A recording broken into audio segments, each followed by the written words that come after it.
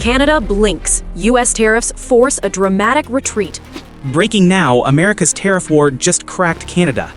Trade shock. Ottawa folds as Washington tightens the screws. Canada retreats. Europe and China still hold the line. Canada just waved the white flag. The neighbor America relies on for steel, energy, and critical trade just cracked under U.S. tariffs. Washington is calling it a win, parading it as proof of strength. But here's the brutal truth. This retreat is not a clean victory. It's the first visible fracture in a global trade war that's about to spiral. Because while Canada folds, Europe and China are digging in deeper. And the longer they hold out, the higher the cost for you. Rising grocery bills, medicine shortages, and a supply chain hanging by a thread. America may have forced Canada to bend, but the real question is, what happens when the rest of the world refuses to break? The White House wasted no time. Within hours of Ottawa's announcement, U.S. officials declared America's tariffs had worked. They said Canada had been brought back to the table, that the era of weakness was over. It sounded like a celebration, but peel back the layers and the story looks very different. Canada didn't retreat because Washington proved unshakable. It retreated because the cost of staying in the fight had become unbearable. Retaliatory tariffs worth nearly $30 billion had already pushed Canadian exporters to the brink. Farmers were bleeding cash, manufacturers faced collapsing orders, and the Canadian dollar wobbled under the weight of uncertainty. Ottawa blinked, not out of surrender, but out of survival. Meanwhile, in Washington, the so-called victory was plastered across headlines. But notice the contradiction. If America's leverage is so overwhelming, why did it take nearly 2 years of escalating tariffs to force its closest ally to crack?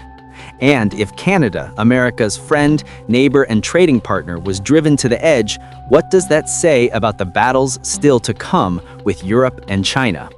This is not just another skirmish over taxes and trade. It's the front line of a geopolitical war over who controls the arteries of the global economy. Steel, energy, pharmaceuticals, electronics, food.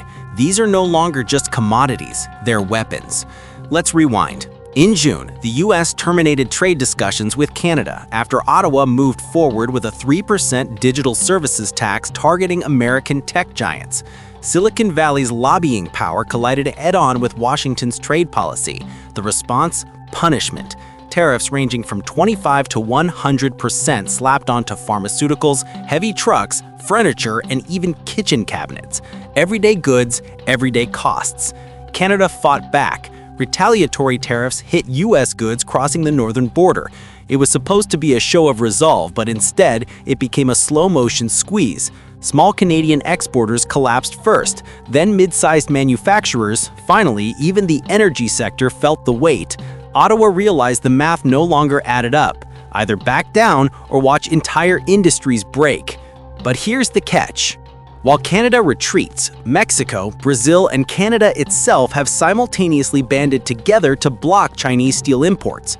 On paper, it looks like America is reshaping trade lines. In reality, it's a frantic scramble. Nations are not uniting behind Washington. They're hedging their bets.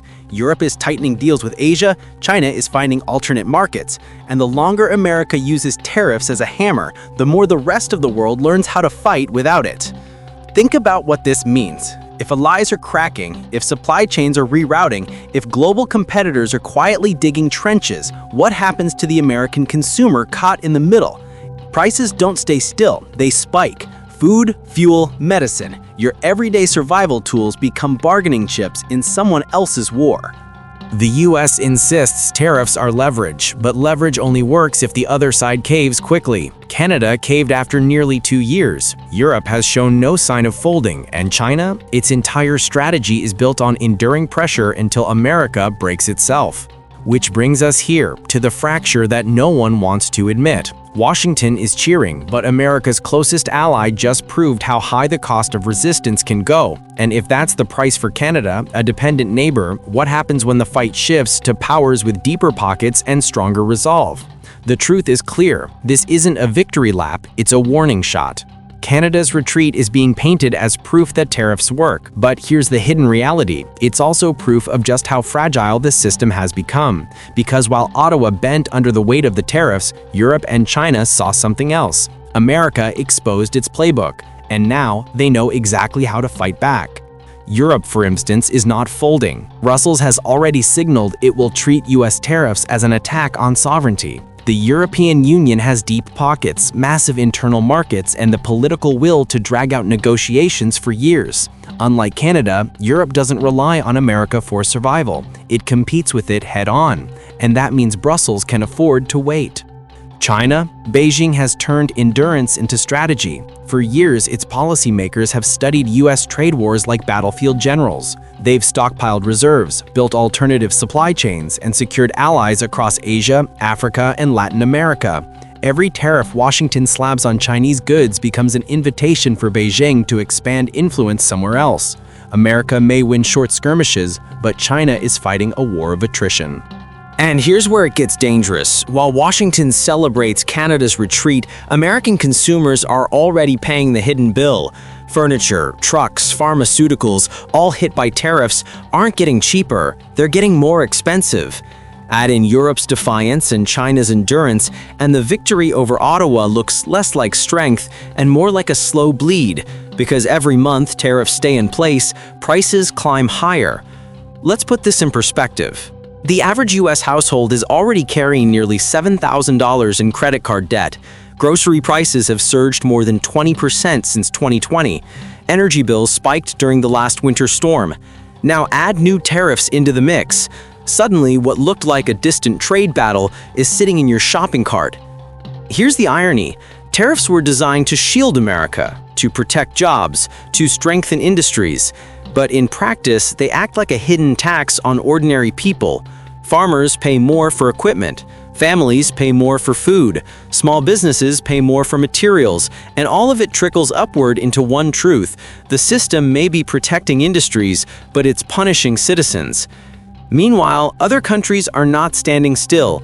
Mexico and Brazil, once quiet partners, are joining Canada in blocking Chinese steel. That sounds like alignment with US goals, but dig deeper. It's actually about protecting themselves. They're not fighting for Washington. They're building their own walls, their own shields, their own survival strategies. Which raises the question, is America leading or is it isolating itself? This is where the real fracture lies. For decades, the US positioned itself as the anchor of the global economy. The dollar was king. Washington wrote the rules. Allies followed because they trusted or feared the system. But today, that system is wobbling. The dollar is still dominant, but its rivals are multiplying. Trade alliances are shifting. Even close partners like Canada are willing to impose digital taxes on US tech giants, daring Washington to retaliate. The myth of untouchable American leverage is cracking. And history offers a warning. In the 1980s, America flexed its muscle against Japan with tariffs and quotas. Tokyo eventually conceded.